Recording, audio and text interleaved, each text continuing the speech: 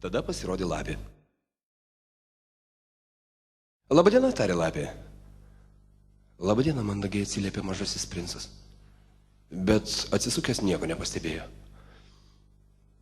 Aš čia, pasigirdo balsas, po obelimi. Kas tu tokia, paklausė mažasis princas. Tu labai daili. Aš esu lapė, tarė lapė. Eik šiandien pažaisime, pasiūlė mažasis princas. Man labai liūdna. Aš negaliu su tavimi žaisti, tarė lapė. Aš neprijaukinta. Atsiprašau, tarė mažasis princas.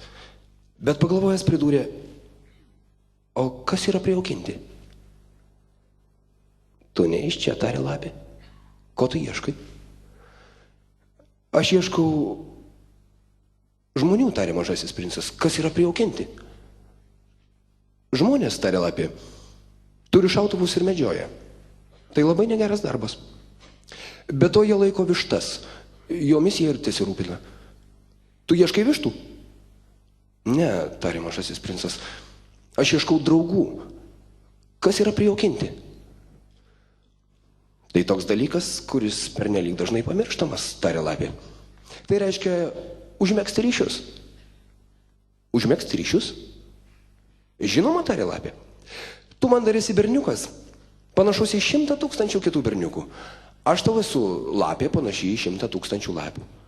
Bet jei tu mane prisijaukinsi, mudu būsime vienas kitam reikalingi. Tu man tada būsi vienintelis pasaulyje, aš tau būsiu vienintelė pasaulyje. Pradedu suprasti, tarė mažasis princas. Yra viena tokia gėlė. Man rodos, kad ji mane prisijaukino. Galbūt, tarė lapė. Žemėje būna visokiausių dalykų. O, tai visai ne žemėje.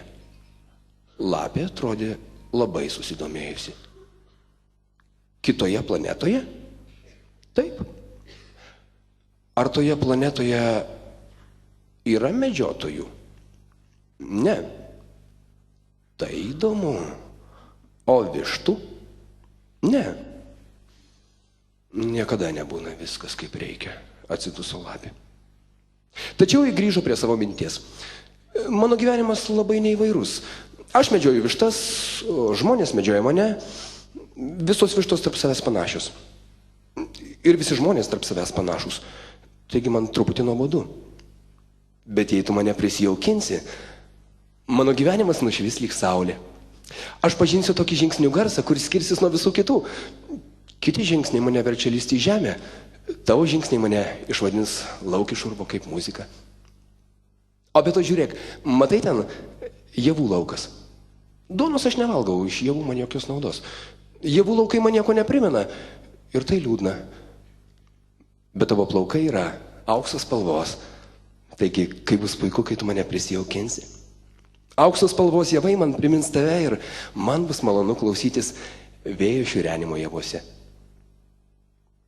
Lapė nutilo ir ilgai žiūrėjusi į mažąjį princą tarė, prašau, prisijaukink mane. Labai norėčiau, atsakė mažasis princas, bet kad nedaug turi laiko. Reikia susirasti draugų ir susipažinti su daug visokių dalykų. Susipažinti gali tik su tais dalykais, kurios prisijaukini, tarė lapė. Žmonės neturi laiko ko nors pažinti. Jie nusiperka viską jau gatavą iš prekybininkų. Bet kadangi nėra prekybininkų, iš kurių būtų galima nusipirkti draugų, tai draugų žmonės ir neturi. Jei nori turėti draugą, prisijaukink mane. O kaip tai padaryti?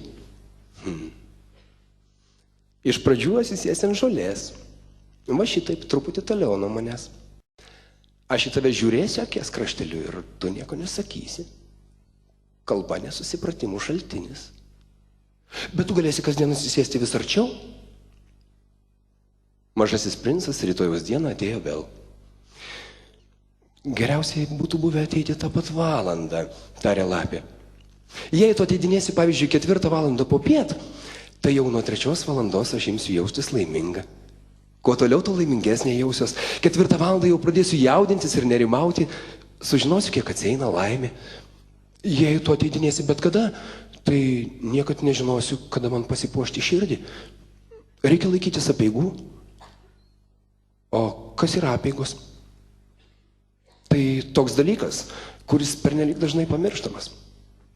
Toksai, kurio dėka viena diena skiriasi nuo kitų dienų, viena valanda nuo kitų valandų. Štai pavyzdžiui, mano medžiotojai laikosi apeigų. Ketvirtadieniais jie šoka su kaimo merginomis. Todėl ketvirtadienis man puikia diena. Nueinu iki pat vynuogyno. Jei medžiotojai šoktų bet kada, dienos būtų panašios viena į kitą ir aš neturėčiau atostogų. Taigi mažasis princas prisijaukino lapę. Ir kada atėjo išsiskyrimo valanda, lapė tarė: ak, aš verksiu. Tu pati kalta? Tarė mažasis princas. Aš tau nenorėjau nieko blogo, bet juk pati norėjai, kad tave prisijaukinčiau.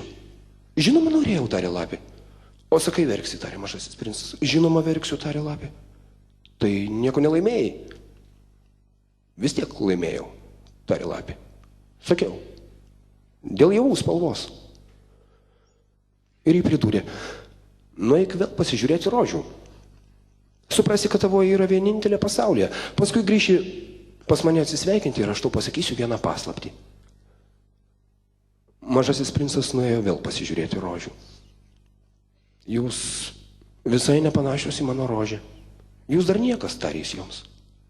Nė vienas jūsų neprisijaukino ir jūs nė vieno neprisijaukinote. Jūs tokios, kokia buvo mano lapė. Ji buvo lapė kaip 100 000 kitų. Bet aš su ja susibičiuliavau ir ji dabar yra vienintelė pasaulyje. Ir rožės labai susidrovėjo. Jūs gražios, bet jūs tuščios, kalbėjo jis toliau. Dėl jūsų neverta mirti. Žinoma, apie mano rožę koks praeivis manytų, kad ji panaši į jūs. Bet ji viena man brangesnė už jūs visas todėl, kad aš ją laiščiau. Dėl to, kad ją apvožiau gaubtu. Todėl, kad ją atitvėriau širmą. Todėl, kad nurankėjau nuo jos vikšrus, palikęs 2 ar 3, kad būtų peteliškių. Bet to klausydavausi, kaip ji skundžiasi, giriasi, kartais net ir tyli. Todėl, kad tai mano rožė. Ir sugrįžęs prie lapės jis tarė: lik sveika. Lik sveikas, tarė lapė. Štai kokia mano paslaptis. Ji labai paprasta. Matyti galima tik širdimi. Tai, kas svarbiausia, nematoma akimis. Tai, kas svarbiausia, nematoma akimis. Pakartojo mažasis princas, norėdamas geriau įsiminti. Tavo rožė tau tokia brangi todėl, kad tu jai paskyrei tiek laiko. Mano rožė man tokia brangi todėl, pakartojo mažasis princas, norėdamas geriau įsiminti. Žmonės pamiršo šią tiesą, bet tu neturi jos pamiršti. Pasidarai amžinai atsakingas už tą, su kuo susibičiuliauji. Tu atsakingas už savo rožę. Aš atsakingas už savo rožę. Pakartojo mažasis princas, stengdamasis geriau įsiminti.